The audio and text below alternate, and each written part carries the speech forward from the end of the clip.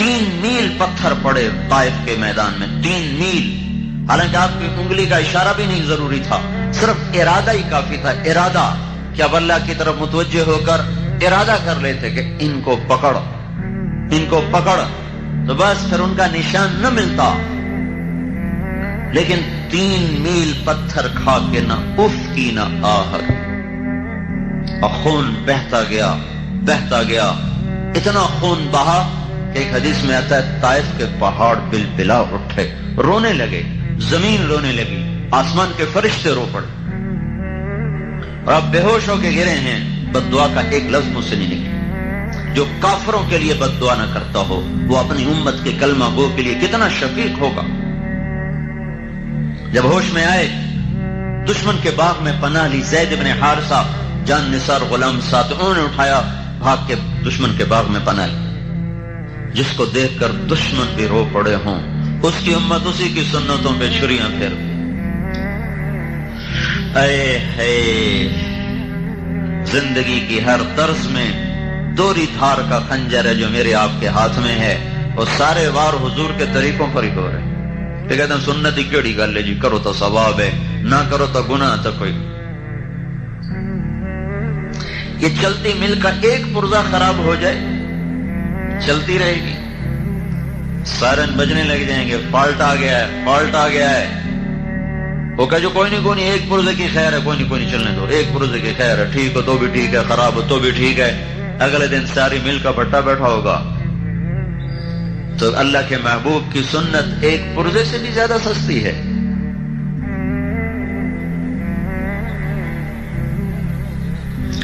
ہائے ہائے، عتبہ جیسا جانی دشمن، اس کا بھی دل بھر آیا. یہ بدر کے میدان میں جھنڈا بردار تھا، بدر کے میدان میں کافروں کی طرف سے جھنڈا اس کے ہاتھ میں تھا. بھاگا گیا، نوکر کو نہیں بھیجا، خود بھاگا، انگور توڑ کے لایا. وہ رشتہ داری کا خون جوش میں آ گیا نا. ثقیف والوں نے قریشی کو مار دیا، قومیت جاگ گئی. انگور توڑ کے لایا، پلیٹ میں سجائے، پھر شرم کی وجہ سے خود آگے نہیں گیا. اپنے غلام عداس کو کہنے لگا جا تو لے جا. اور اسے کہنا تجھے رشتہ داری کی قسم، تجھے خون کی قسم، رد نہ کرنا، کھا لینا. جس کے لیے دشمن پسیج جائیں اس کے لیے اسی کی امت کے ہاتھ میں خنجر ہیں، اور ہر ضرب اسی کے سینے پر ہے. ہر نبی تنگ آ کے پکار اٹھے، یا اللہ ان کو پکڑ لے، ان کو تہس نہس کر دے. اب انتہا ہے طائف کا میدان، انتہا ہے طائف کا میدان. بے بسی، بے چارگی عروج پر ہے، آسمان کے فرشتے رو رہے ہیں. اللہ تعالیٰ نے پھر آپ نے وہاں اس باغ میں بیٹھ کر اللہ سے اپنا دکھڑا سنایا. اللہم اشکو الیک ضعف قوتی وقلت حیلتی وہوانی الی الناس. اے میرے مولا، میری محنت میں کمی آئی ہوگی، میں کام پورا نہیں کر سکا ہوں گا، باقی اور تو کسی سے گلہ نہیں کرتا ہوں، تجھ سے آج گلہ ضرور کرتا ہوں. تو نے مجھے کن کے حوالے کر دی؟ الی بعید یتجہم او الی عدو ملکتہ امری. ایسوں کے حوالے کر دیا جو نہ مجھے پہچانتے ہیں نہ میرا حق پہچانتے. ایسے دردناک کلمات تھے کہ اللہ پاک محبت جوش مار اٹھے. اور فرشتہ پہاڑوں کا بھی آ گیا، جبریل بھی آ گیا کہ یا رسول اللہ حکم دیں اطبق علیہم الاخشبین، میں انہیں بیچ میں ڈال کے 2 پہاڑوں کے اندر چکی کی طرح پہاڑوں کو چلا دوں گا اور ان کو پیس کے رکھ دوں گا. آپ نے کہا نہیں، لعل اللہ یخرج اصلابہم من یوحد اللہ. اگر یہ ایمان نہیں لائے تو اللہ ان کی نسل میں کوئی ایسا پاک پیدا کر دے گا جو ایمان لائے. تو اس پر پہاڑوں کے فرشتے نے کہا صدق اللہ، سچ کہا میرے اللہ نے جس نے آپ کا نام رکھا ہے رؤوف الرحیم، بالمؤمنین رؤوف الرحیم. سچ کہا میرے اللہ نے، آپ واقعی رؤوف الرحیم. تو میرے بھائیوں، دوسری بات ہم یہ عرض کر رہے ہیں کہ حضرت محمد صلی اللہ تعالی علیہ وسلم کی پاکیزہ اور مبارک زندگی کو اپناؤ، ان سے بڑا محسن کوئی نہیں ہے. زندگی ان کی ساری محفوظ ہے، موجود ہے، کھلی کتاب کی طرح، روز روشن کی طرح. ایک ایک چیز، ایک ایک ادا، ساری 63 سال 4 دن آپ کی زندگی ہے. شمس قمری لحاظ، محرم صفر ربیع الاول کے لحاظ 61 برس 2 مہینے 23 دن آپ کی زندگی ہے. جنوری فروری کیلنڈر کے لحاظ سے 22,330 دن اور 6 گھنٹے ہے وہ ایام کے لحاظ سے.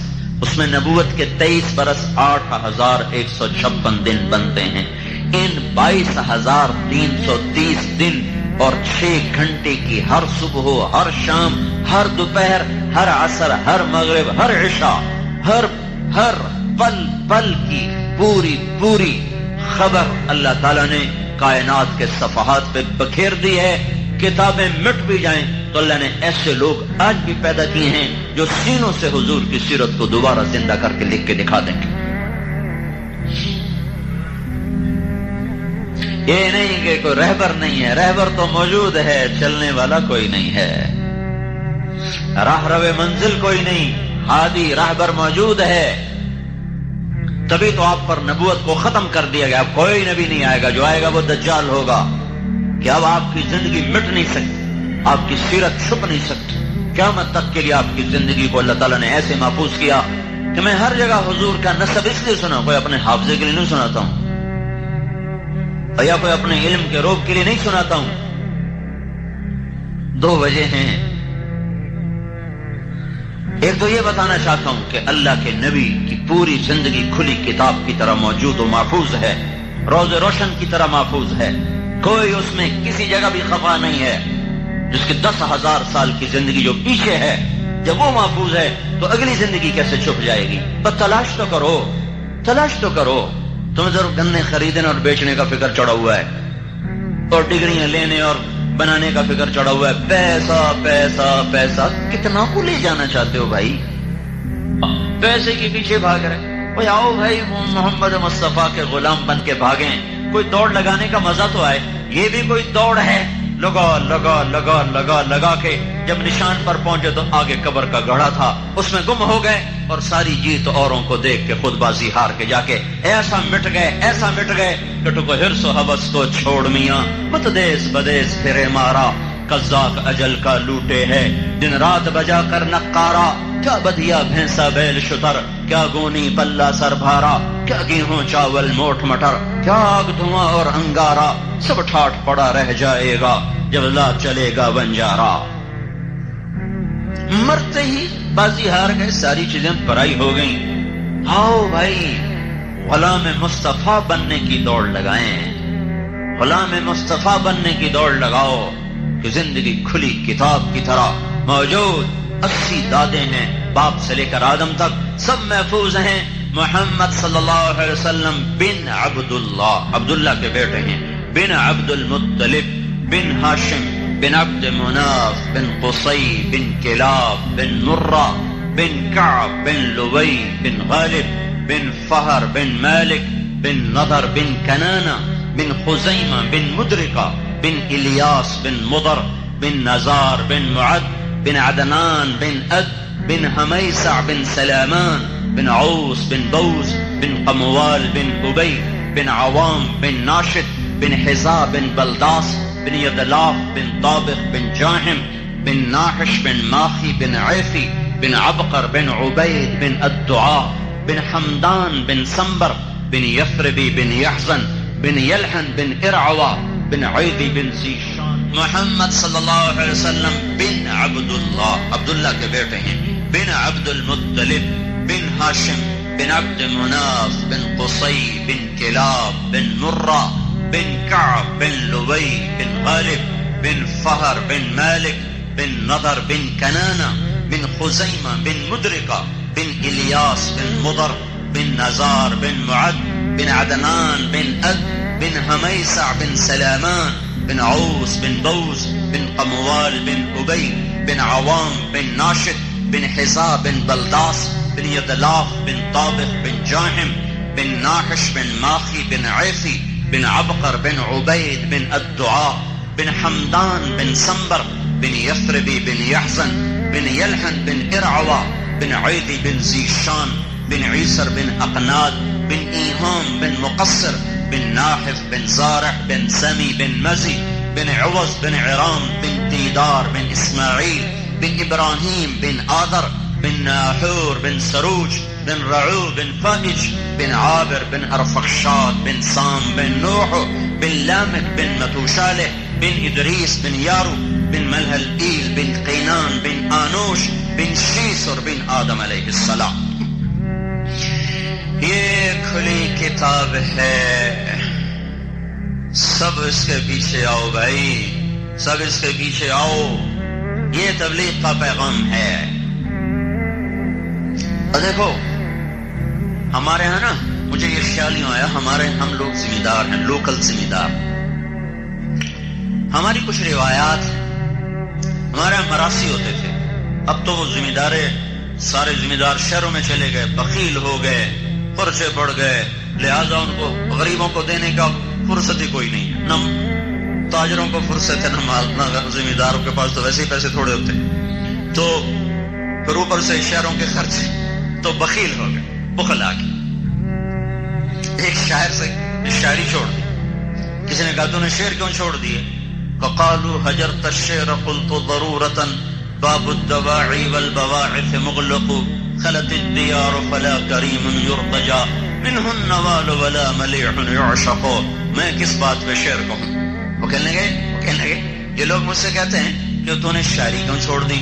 تو میں کہتا ہوں شاعری کے لیے تو کچھ اسباب ہوتے ہیں جس پر آدمی پر آمد ہوتی ہے، پھر زبان پہ وہ جاری ہوتا ہے، تو اسباب ختم ہو گئے. کا کیا اسباب ہیں؟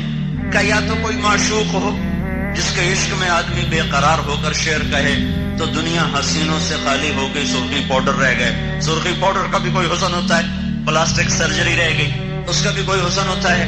اور دوسری وجہ ہوتی ہے کوئی سخی ہوتا ہے وہ جس کی تعریف کر کے کچھ ملتا ہے تو پیسہ سارا کنجوسوں کے پاس چلا گیا ہے، دنیا سخیوں سے خالی ہو گئی ہے. تو میں کس کی تعریف میں شعر کہوں؟ کوئی سخی نہیں ملتا کہ اس کی تعریف میں شعر کہوں، کوئی معشوق نہیں ملتا کہ اس کے عشق میں شعر کہوں. تو اللہ تعالیٰ جب ناراض ہوتے ہیں تو پیسہ بخیلوں کو دے دیتے. موسیٰ علیہ السلام نے پوچھا یا اللہ تیرے ناراض ہونے کی نشانی کیا ہے؟ تو اللہ نے کہا 3 نشانیاں. کیا؟ کہ میں بارش کروں گا جب موسم نہیں ہوگا، اور جب موسم ہوگا تو روک لوں گا، حکومت بے وقوفوں کو دوں گا، اور پیسہ بخیلوں کو دوں گا. اور ایک بخیل کا بھی پیر ہوتا ہے، وہ ہوتا ہے شحیح.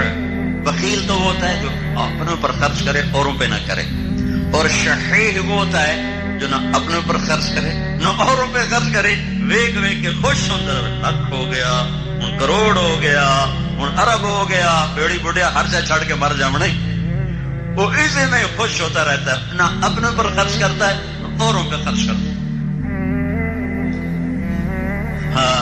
پھر موسیٰ علیہ السلام نے پوچھا یا اللہ جب تو خوش ہوتا ہے تو کیا کرتا ہے؟ کہ جب میں خوش ہوتا ہوں تو بارش وقت پہ کرتا ہوں، حکومت سمجھداروں کو دیتا ہوں، پیسہ سخیوں کو دیتا ہوں. تو بھی آج پیسہ بخیلوں کے پاس ہے، حکومت نکموں کے پاس ہے، اور بارشیں کا نظام خود بخود دیکھ رہے ہو، بے وقت کی بارشیں ہیں. تو یہ اس بات کا اعلان ہے کہ اللہ ناراض ہے. جو کہہ رہا توبہ کرو، منا لو اپنے رب کو، منا لو اپنے آقا کو، منا لو اپنے اللہ کو کہ یہ جہان بھی بنے اور وہ جہان بھی بنے. تو ہمارے وہ مراسی جب آتے تھے نا ہمارے ڈیروں پر، ان کا کوئی کام نہیں ہوتا تھا، صرف پیو دادے پڑدادے دا نا چاونا، تو دی تعریف پٹھی سیدھی کرنی، اپنی بوری دانے دلے تے گئے. ہمیں بھی پتا تھا صرف ہماری جھوٹی تعریف کرتے ہیں، لیکن اس جھوٹی تعریف پر بھی ایسا خوش ہو جاتے تھے. چل بھائی بوری بھر دے بیانو دانے دے پہ، یہ ترتیب چلی آ رہی، اب ٹوٹ گئی. تھوڑا بہت میں نے اس کو باقی رکھا ہوا ہے، جب انہوں نے میرا پتا چلتا وہ آ جاتا. جو ہی وہ دروازے سے داخل ہوں گے ہمارے ڈیرے کے، اتھو نہ دہات سے میاں تارے جمیل دے دے رے قائم، میاں اللہ باغ دے دے رے قائم، نہ میرا پیو قائم رہا نہ میں قائم رہوں گا. یہ کتنا بڑا جھوٹ ہے، کتنا بڑا جھوٹ ہے. میاں نیت علی دے دے رہے قائم، میاں گانے دے دے رہے قائم. وہ آگے بھی جاتا ہے، میں تو آگے نہیں جانتا ہوں. ان کا کام یہی تھا. حالانکہ نہ پردادا قائم رہا، نہ دادا، نہ پیو، نہ میں، ہر مر جانا ہے. لیکن اس جھوٹی تعریف پر بھی نہ پیو دادے کی نسل سن کے، تعریفیں سن کے ہم خوش ہو کے خواہ مخواہ ان کو دے رہے. عام فقیر ہے تو ہم 10 روپے دیتے، وہ آتے ہیں بدبخت 100 روپے لے کے جاتے. ابھی عید پہ کہنے لگا ایسا ریتا میں رفتہ نوٹ نہیں لینا، 1.25 نوٹ لینا. کہنا ابھی 500 لیں. تو مجھے یہ خیال آیا پتہ نہیں تبلیغ قبول ہے کہ نہیں ہے، نمازیں قبول ہیں کہ نہیں ہیں. اور چلو اللہ کے نبی کے میراثی بن جائیں، اس کے پیو دادے کی جس پڑھیں، اس کا نام بلند کریں. ہم چھوٹے سے ذمہ دار ہو کر آج تک اپنے میراثیوں کو پال رہے ہیں. کل ہم یہ کہہ تو سکیں گے یا رسول اللہ تیرے میراثی بن کے زندگی گزارے. عمل کوئی نہیں، عمل کوئی نہیں ہے. اور پھر جو ممبر پہ بیٹھ جائے وہ تو ویسے ہی پھنس جاتا ہے. وہ یہ دعویٰ کر ہی نہیں سکتا کہ میں مخلص اور اخلاص والا. مجھے آپ کے اخلاص پر تو قسم کھانے کو میں تیار ہوں، آپ پر میں قسم کھانے کو تیار ہوں. اب سارے اللہ کے لیے آئے بیٹھو. میں اپنے اوپر قسم کھانے کو تیار نہیں. مجھے نہیں پتا کب میرا نفس میرے ساتھ کھیل کھیل جائے.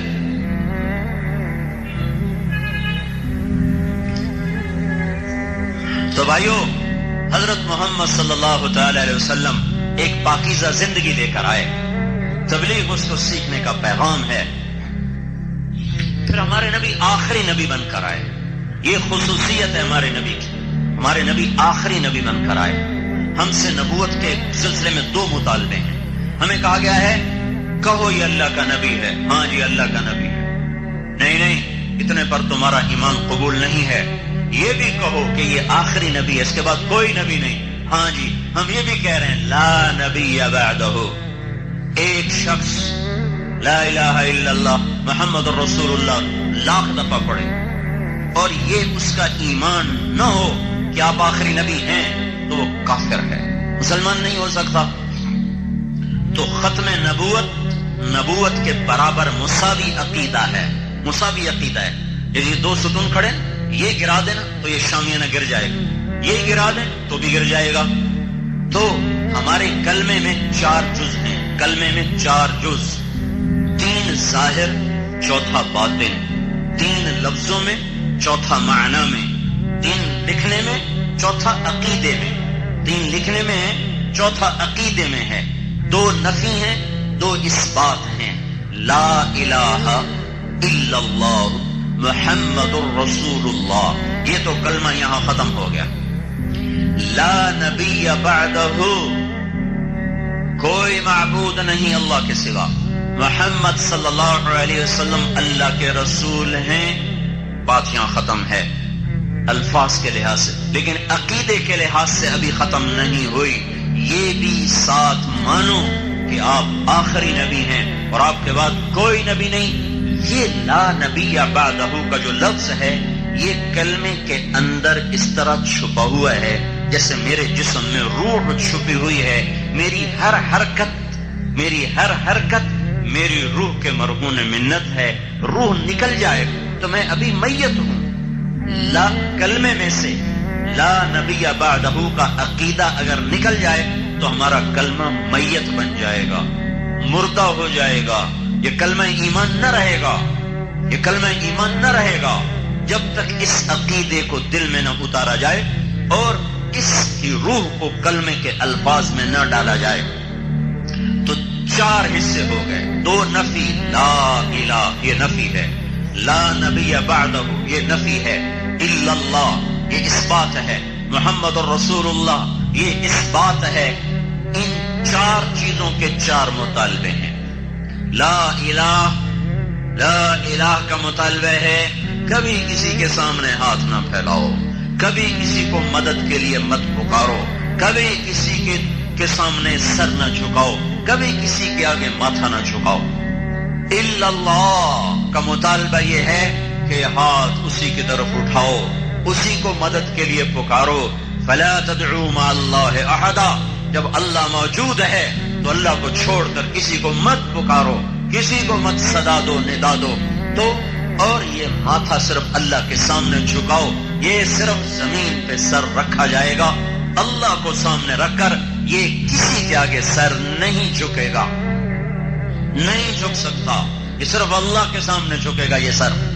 او محمد تغلق جو تھا نا, بڑا خر دماغ بادشاہ تھا, تو اس نے بڑے عجیب عجیب حکم نافذ کیے تھے. اس کے دربار میں آ کر یوں سر جھکانا ضروری تھا, یوں سر جھکانا ضروری.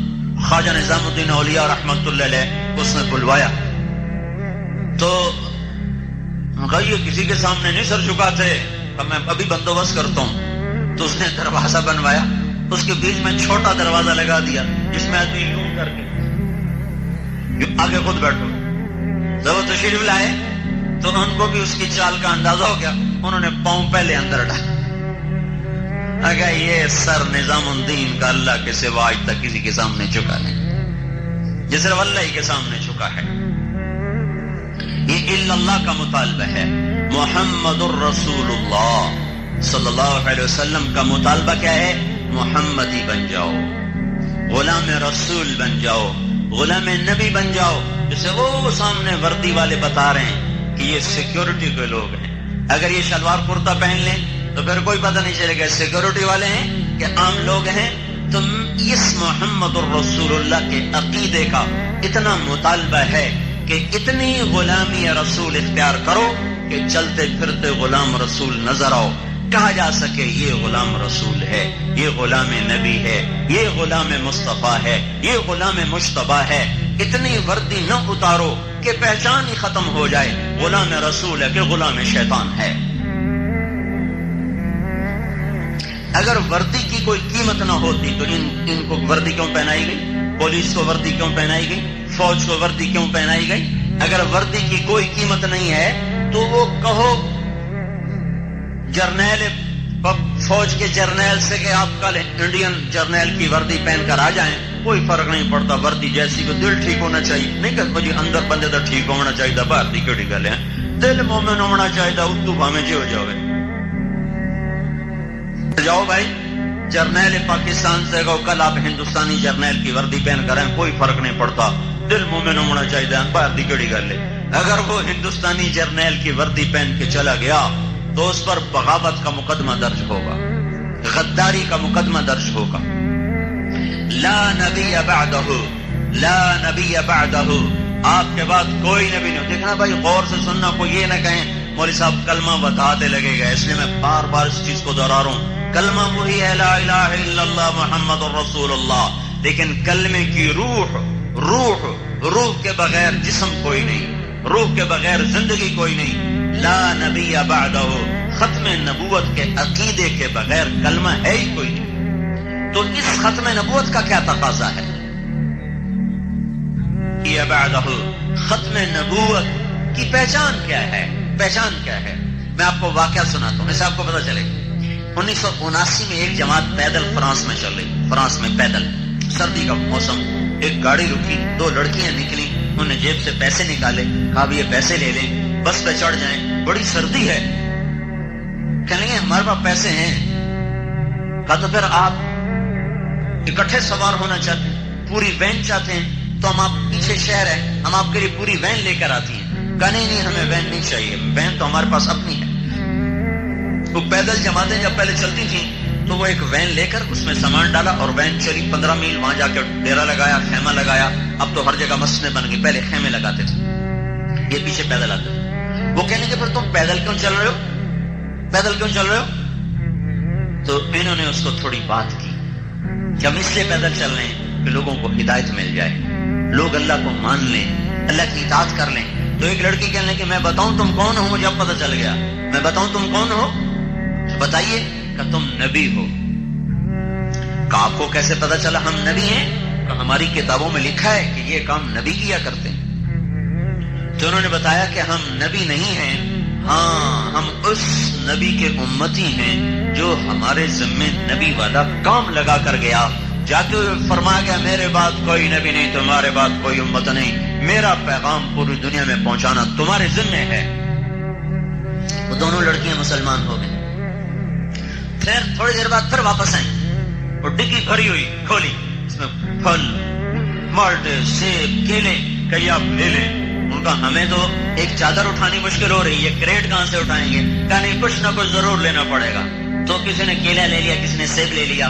پھر کہا کہ آپ اگلے اتوار آپ کہاں ہوں گے؟ کہاں؟ فلاں جگہ پر ہوں گے۔ اتوار کو وہ لڑکیاں 8 لڑکیوں کو لے کر آئیں اور ان کو بھی وہاں مسلمان کیا۔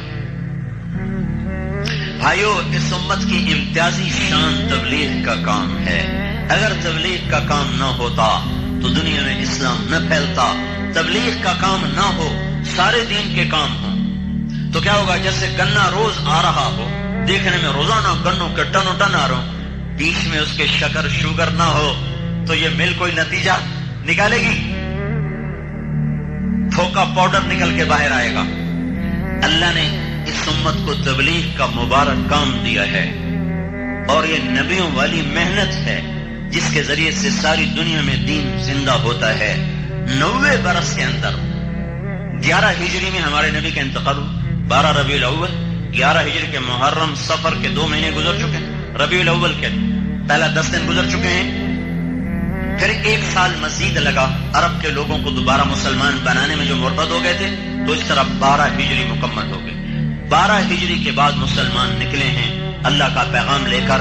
ٹھیک 92 ہجری میں میرے ضلع ملتان میں محمد بن قاسم داخل ہو گئے، 80 برس کے اندر۔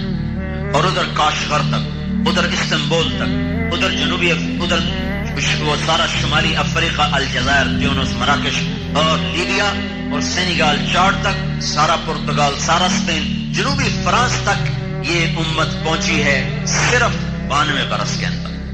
82 برس، 80، 100 سال کے اندر اندر یہ سارا دائرہ کھینچا گیا ہے۔ یہ تبلیغ کا کام جو جماعتیں بستر اٹھا کے چل رہے ہیں، یہ کوئی جماعت نہیں، یہ کوئی تحریک نہیں، یہ تحریک نہیں، کوئی جماعت نہیں۔ یہ میرے بھائیوں ختم نبوت کی ذمہ داری ہے کہ ہم نے گھر گھر کریا کریا پھرنا ہے، پہنچانا۔ دیکھو اگر یہ گنا نہ پہنچے تو مل چلے گی؟ گنا نہ پہنچے، یہ ٹرالیاں نہ چلیں، یہ ٹریکٹر نہ چلیں تو یہ مل چلے گی؟ یہ مسلمان اگر پیغام حق کو لے کر ٹریکٹر ٹرالی نہیں چلائیں گے تو ساری انسانیت کی چمنیاں بند ہو جائیں گی، اور ان میں ایمان کی مٹھاس پیدا ہونی بند ہو جائے گی۔ اللہ تعالیٰ نے قرآن پاک میں تبلیغ کے کام کو بارش سے تشبیہ دی ہے۔ سارا پانی، دریا بھی ہو، کنویں بھی ہو، چشمے بھی ہو، بارش نہ ہو تو فصل ہری نہیں ہوگی، بارش نہ ہو پیداوار نہیں بڑھے گی، بارش نہ ہو بیماری نہیں جائے گی۔ کیوں؟ کہ بارش ایسے ناممکنات کو ممکن بناتی ہے جو انسانی بس میں نہیں ہے۔ یہ چند ایسے یہ نامیاتی مادے زمین پر برساتی ہے جو انسان نہیں برسا سکتی۔ تو تبلیغ کو اللہ نے بارش سے تشبیہ دے کر یہ بتایا ہے کہ تبلیغ وہ مبارک کام ہے، جب تک یہ کام زندہ نہ ہوگا دنیا میں اسلام زندہ نہیں ہو سکتا۔ تو بھائیو، اسے بر اعظم میں اللہ نے اس کو پہنچا دیا، بارش بن کے برسا۔ یہ جو بارش ہوتی ہے یہ 97% تو ہوتی ہے سمندر کے بخارات سے، 3% ہوتی ہے باقی بخارات سے پانی۔ اور 1 سیکنڈ میں، کیا بتا رہا ہوں، 1 سیکنڈ میں 16 ملین ٹن پانی بخارات بن کے ہوا میں چلا جاتا ہے۔ 1 کروڑ 60 لاکھ ٹن پانی ہوا میں 1 سیکنڈ میں چلا جاتا ہے۔ یہ کہاں سے جاتا ہے؟ سمندر کی جو اوپر کی سطح ہے پانی کی، اس کو کہتے ہیں مائکرو لیئر۔ 1/10 ملی میٹر سینٹی میٹر کا 10واں حصہ ہوتا ہے۔ پھر اس کے 10 حصے کیے جائیں تو اس کا وہ جو 1/10 ملی میٹر ہے، وہ جو پانی کی سطح ہے، اس میں بے شمار جانور ہیں، بے شمار درخت ہیں، پودے جو مائکروسکوپ سے نظر آتے ہیں، وہ اس میں گلتے ہیں، سڑتے ہیں، مرتے ہیں۔ یہ بارش کے بخارات اس میں سے اٹھتے ہیں تو اپنے ساتھ بے شمار کھاد لے کے جاتے ہیں۔ وہ کھاد اوپر سے اللہ اس کو برساتا ہے تو اس میں میگنیشیم، کوبالٹ، زنک اور مرکری اور پلس نائٹروجن جو ہوا میں ہے، وہ اس طرح مناسب انداز سے گرتا ہے کہ ساری زمین ہری ہو جاتی ہے، فصلیں لہلہا جاتی ہیں، اور انسانی زندگی میں بھی بہار آ جاتی ہے، بیماریاں ختم ہو جاتی ہیں۔ اگر یہ بارش بند ہو جائے تو کنویں بھی ہوں، باغ بھی ہوں، اور دریا بھی ہوں، اور چشمے بھی ہوں، ٹیوب ویل بھی ہوں، اول تو آہستہ آہستہ سب خشک ہو جائیں گے، اور اگر ہوں بھی صحیح تو نہ زمین نرم ہوگی اور نہ انسان کو صحت ملے گی۔ کہ دیکھتے ہیں کہ تو یا اللہ بارش دے، خشک سردی ہے، بارش دے بیماریاں آ گئی ہیں، بارش دے یا اللہ فصل کا رنگ بدل جائے گا۔ پہلے جب ہم چھوٹے تھے تو دسمبر میں ضرور جھڑی لگتی تھی، آخری 10 دن ضرور جھڑی ہوتی تھی، اور ان دنوں گندم اونچی ہو چکی ہوتی تھی، تو اس پر وہ بارش گرتے گرتے گرتے اس میں وہ بے شمار پھر وہ اپنے نکالتے تھی، شاخیں نکالتی تھی، تو اس کی وجہ سے گندم بڑی خوبصورت ہوتی تھی۔ اب دسمبر گزر جاتا ہے، جنوری گزر جاتا ہے، ہمارے یہاں فروری میں بارشیں شروع ہو جاتی ہیں۔ فروری میں بارش ہونے کا کیا مطلب ہے؟ ہمارا علاقہ آم کے باغات کا ہے، سارا بور جھڑ جاتا ہے، وہ بور آیا ہوتا ہے اور تو پولینیشن کا وقت ہوتا ہے، تو اوپر سے بارش ہوتی ہے، وہ بور نر پتلا ہو جاتا ہے، وہ زمین پہ گر جاتا ہے، سارا سال امبا نو پانی دے، کھاد دے، اخیر تے پتے ہاتھ سے چند دن اور چاہے ہاتھ کو نہیں ہوتی۔ بارش تبلیغ بارش ہے، تبلیغ بارش ہے، تبلیغ نہ ہوگی تو جیسے دنیا کی زمین بنجر ہو جائے گی، ایسے ہی دلوں کی زمین بنجر ہو جائے گی۔ تو میرے بھائیوں، ہم کوئی تبلیغی جماعت والے نہیں ہیں کہ بھئی ہم آپ کو تبلیغی جماعت میں شامل کر کے کوئی اپنا عدد بڑھانا چاہتے ہیں، یا آپ کو اپنا مرید کرنا چاہتے ہیں، آپ کو اپنے بیعت کرنا چاہتے ہیں، کوئی اپنی شخصیت کا لوہا منوانا چاہتے ہیں۔ مسافر ہیں، آئے چلے گئے، فقیرانہ آئے صدا کر چلے، میاں خوش رہو ہم دعا کر چلے، یہ 3 باتوں کی بنیادی محنت۔ ہر مسلمان اللہ کی غلامی میں آ جائے، ہر مسلمان حضرت محمد صلی اللہ علیہ وسلم کی 100% اتباع میں آ جائے، ہر مسلمان اس پیغام حق کو لے کر دنیا میں پھرنے والا بنے۔ پھرنا اس امت کا سب سے بڑا عمل ہے، اور بیٹھ جانا اس امت کا سب سے بڑا جرم ہے۔ داؤد علیہ السلام ایک دفعہ ان کا کمرہ بند بنایا، دیواریں اونچی کر دی، کہا ایک دن اللہ اللہ کروں گا، کسی سے نہیں ملوں گا، ایک دن اللہ اللہ کروں گا، کسی سے نہیں ملوں گا۔ اوپر سے 2 فرشتے انسانی شکل میں اندر بڑھان، داؤد علیہ السلام پریشان، یہ کہاں سے آ گئے؟ دروازے بند، دیواریں سربا فلک، یہ کہاں سے آ گئے؟ کلا تخف خصمان بغا بعضنا علی بعض فاحکم بیننا بالحق۔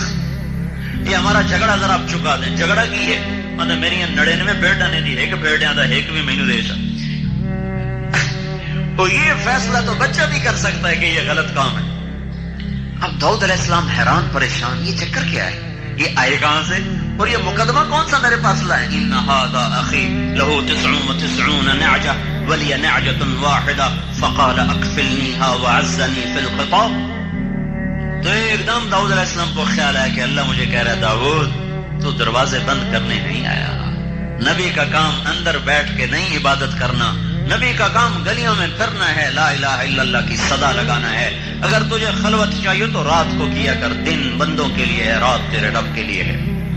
اس لیے اللہ نے ہمارے نبی اس کا قم اللیل الا قلیلا نصفہ او انقص منہ قلیلا او زد علیہ ورتل القرآن ترتیلا انا سنلقی علیک قولا ثقیلا ان ناشئة الليل هي أشد وطئا وأقوم قيلا إن لك في النهار سبحا طويلا واذكر اسم ربك وتبتل إليه تبتيلا رب المشرق والمغرب لا إله إلا هو فاتخذه وكيلا۔ اللہ نے میرے آپ کے محبوب نبی صلی اللہ علیہ وسلم سے فرمایا خلوت کے بغیر کام نہیں چلتا، دن میں نہیں، رات میرے لیے، دن میرے بندوں کے لیے، جا تیرا دن میں لمبا تیرنا ہے۔ اس وجہ پر یہ امت سب سے امتیازی امت ہے، سب سے اعلیٰ اور افضل امت ہے، سب سے اونچا مقام اس امت کو ملا۔ آپ نے فرمایا ہماری مثال ایسے ہے جیسے ایک اور دوسری امتوں کی مثال، ایک آدمی نے فجر سے ظہر تک کام کیا، اس کو 1 روپیہ ملا، دوسرے نے ظہر سے عصر تک کام کیا، اس کو 1 روپیہ ملا، تیسرے نے عصر سے مغرب تک کام کیا، اس کو 2 روپے ملے۔ عصر سے مغرب میں کتنا وقت ہوتا ہے؟ گھر جا کے بیٹھتے ہیں کہ پیچھے مغرب کی اذانیں شروع ہو جاتی ہیں، کتنا وقت ہوتا ہے؟ اور فجر سے ظہر کتنا، ظہر سے عصر کتنا؟ تو آپ نے فرمایا فجر سے ظہر تک کی مثال تو یہودی ہے، کام زیادہ معاوضہ تھوڑا۔ ظہر سے عصر کی مثال عیسائی ہیں، کام ان سے قدرے کم، معاوضہ پھر بھی تھوڑا، اور ہم کام بڑا تھوڑا، معاوضہ بہت زیادہ۔ اثر سے مغرب 2 روپے ملے، 2 درہم ملے. کیوں؟ اللہ نے کسی امت کو تبلیغ کا کام نہیں دیا، لہذا وہ لاکھوں سال بھی عبادت کریں تو تبلیغ کے ایک دن کو نہیں پہنچ سکتے. چونکہ اللہ کے محبوب صلی اللہ علیہ وسلم کا ارشاد ہے، اللہ کے راستے میں ایک گھڑی کھڑے ہو جانا 70 سال کی عبادت، رات کی عبادت اور دن کے روزے سے بہتر ہے.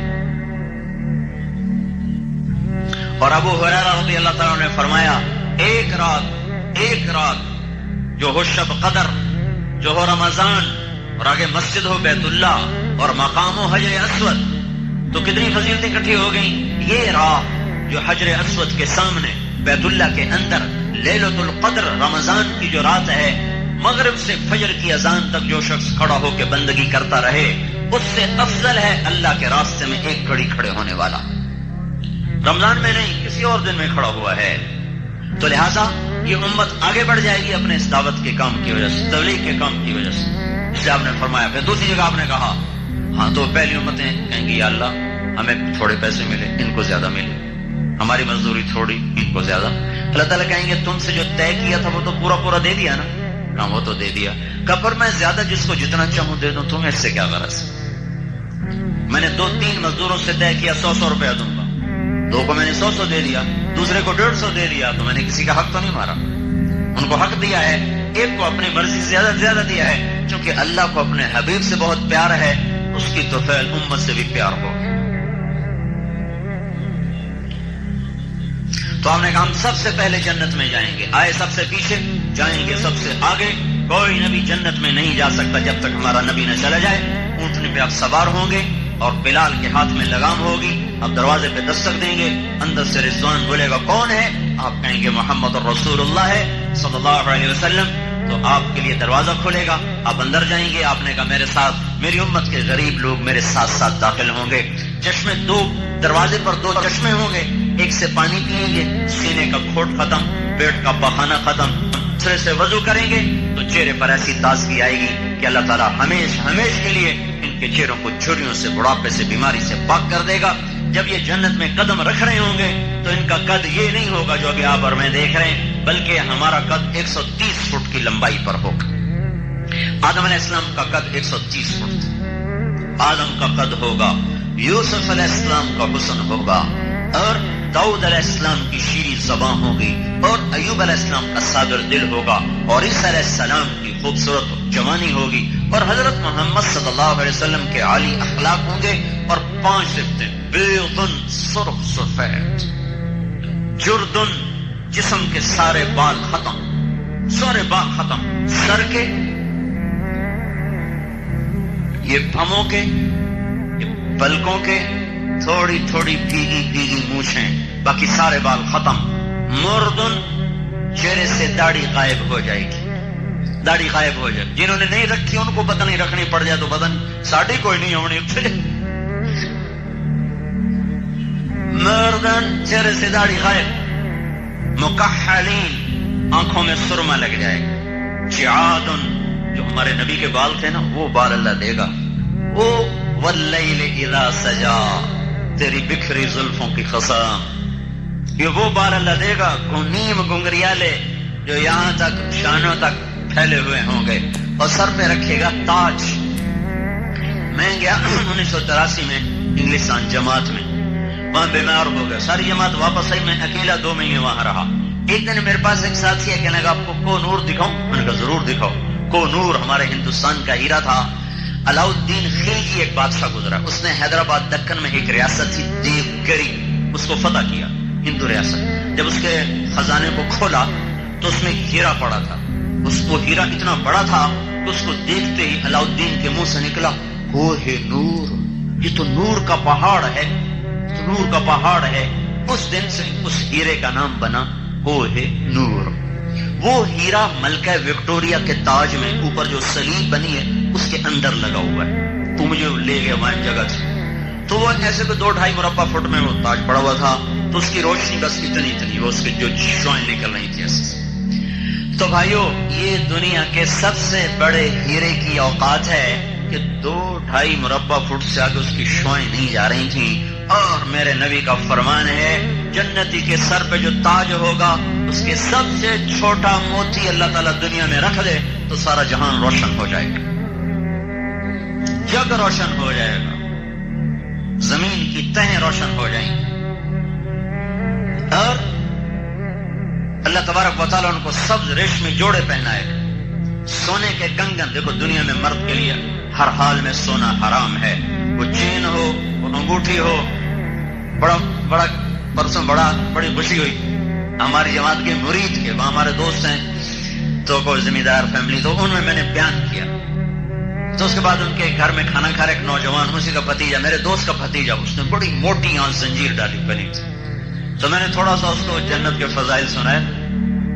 میں نے کہا بھائی تیری مرضی، اتار دے یا نہ اتار۔ پرسوں مجھے لاہور میں ملا، میں تو بھول گیا تھا، مجھے آ کر ملا، میں نے نہیں پہچانا، کہا جی میں جاوید کا بھتیجا۔ اچھا، اگلی مجھے بھول گئی تھی کہ آگے کیا وقت، کہنے لگا مولانا کیوں آئے دیکھو زنجیر غائب ہو گئی، زنجیر غائب ہو گئی۔ میں نے کہا انشاءاللہ اللہ تجھے جنت کی پہنائے گا۔ مرد کے لیے حرام ہے کہ وہ انگوٹھی پہنے یا وہ کنگن پہنے یا وہ سونے کی زنجیر پہنے۔ انتظار کرو، اللہ کے نبی نے فرمایا جنت میں مردوں کو زیور عورتوں سے زیادہ حسین نظر آئے گا۔ اللہ کہے گا آؤ میں پہناتا ہوں، اصابر من ذهب، یہ لے، یلبسون ثیابا خضرا، ریشمی لباس، متکئین فیہا علی الارائک، بیٹھ تختوں پر، کیا کر، کھا، لحم طیر مما یشتہون، پرندوں کے گوشت، کھا پھل، فاکہۃ مما یتخیرون، پی معین، کاس من معین، معین کی شراب، یسقون من رحیق کی شراب، مزاجہ من تسنیم کی شراب، کان مزاجہ کافورا، کافوری شراب، عینا فیہا تسمى سلسبیلا، سلسبیل کی شراب۔ پینے میں 3 انداز، 3 مجلسیں، 3 محفلیں۔ ایک مجلس ہے جہاں خود ڈال کے پی رہے ہیں، یشربون من کاسن کان مزاجہ کافورا، خود ڈال رہے خود پی رہے۔ یہ وہ ہیں جو 33 نمبر لے کے پاس ہوں گے، 33 نمبر آتے پاس ہو گئے، لترا تو بچ گئے۔ یشربون من کاس کان مزاجہ کافورا، یہ خود ڈال کے پی رہے۔ ایک اس سے اوپر کا درجہ ہے جو فرسٹ ڈویژن میں پہنچے، وہ ہیں یسقون فیہا کاسا کان مزاجہ زنجبیلا، جہاں ان کو پلایا جا رہا ہوگا، پلانے والے فرشتے ہوں گے، غلام ہوں گے، بیویاں ہوں گی، حوریں ہوں گی،